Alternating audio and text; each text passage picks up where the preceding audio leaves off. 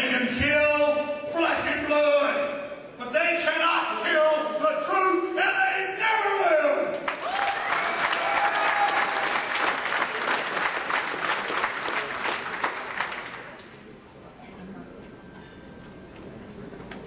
If you study the prison that's being built for each and every one of us, transponders being our inspection stickers, taxing, tracking, regulating, ticketing us. When you study how your cell phones track you down to 3 feet, when you study how all your credit card purchases are being tracked, when you look around you, when you see how they're openly breaking us up into different regions and getting rid of our national sovereignty with the stroke of a pen, it's all happening right now. And all of that, as horrible as it is nothing more than an opportunity. The elite knows that small groups of people, focused, energized, moving forward with a goal, can affect change. And they know that we can do the same because we outnumber them thousands to one. That's why I say, at their very core, they are terrified of us. Yeah. All they have is their miserable lives. All they have is the next bauble, the next trinket, the next signet, the next logo of their power, surrounded by yes men and women. They're totally unhappy. Like a tick, they just bury deeper. All they have is this life. All they have is the material possessions. All they have is constantly trying to expand that paradigm. And they are jealous and envious and hateful of those of us that are good and those of us that have love, because we have something and we have a power that they're never going to have, that they can't duplicate.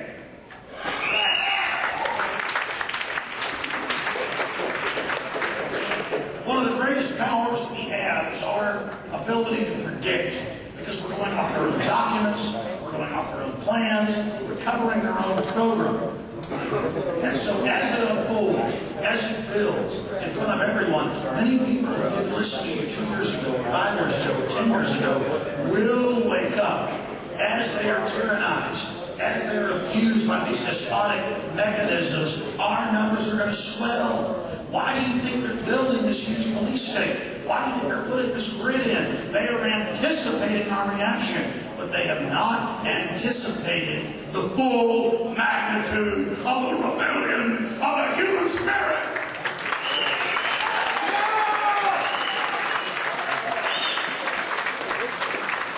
In their arrogance, they have underestimated the power of the human spirit. Just now, they are becoming horrified as they begin to witness this power rise.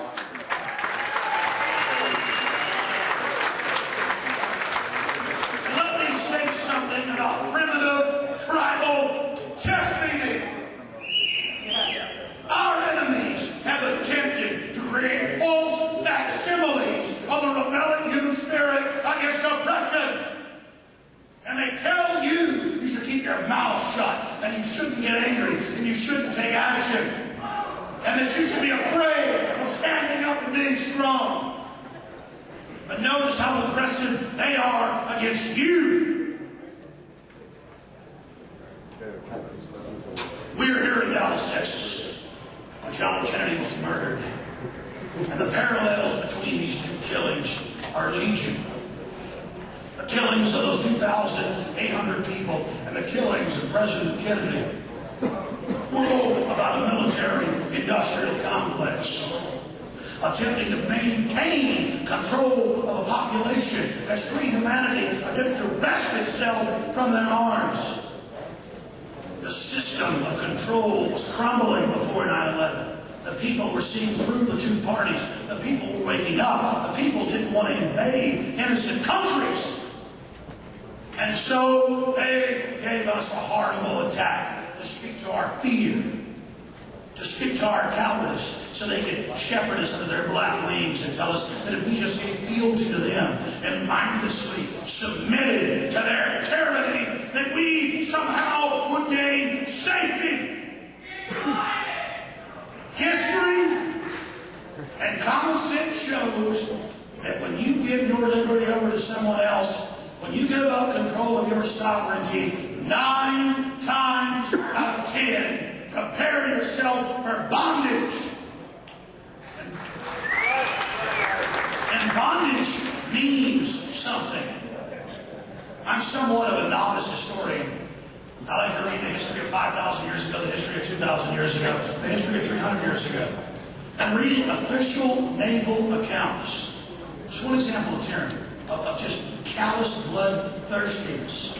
These elites pass this down through their system, father to son, on and on. To read about the British Navy 300 years ago, in the 1790s, in their official diaries. These were men on these ships. They'd gone and pressed out of their homes, out of their farms. They would grab them. This is the real thing that caused 1776. They would grab colonialists. They would grab British citizens.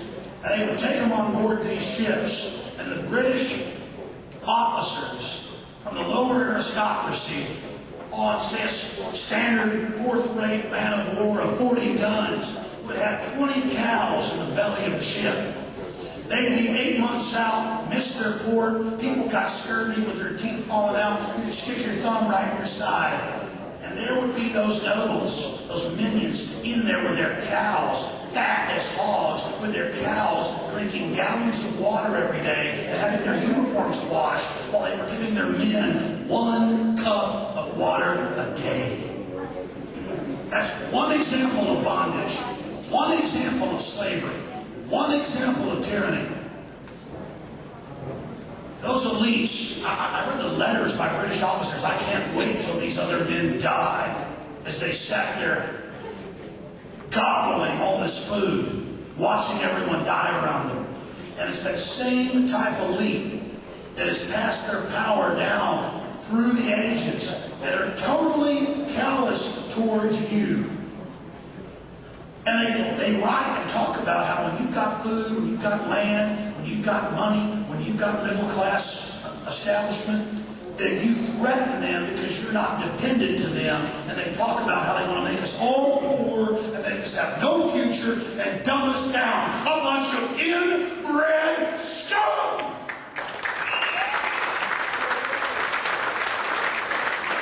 And make no mistake, just as they called those that resisted them 300 years ago pirates and demonized them in their newspapers and their films of today, they consider all of us outlaw pirates today. I tell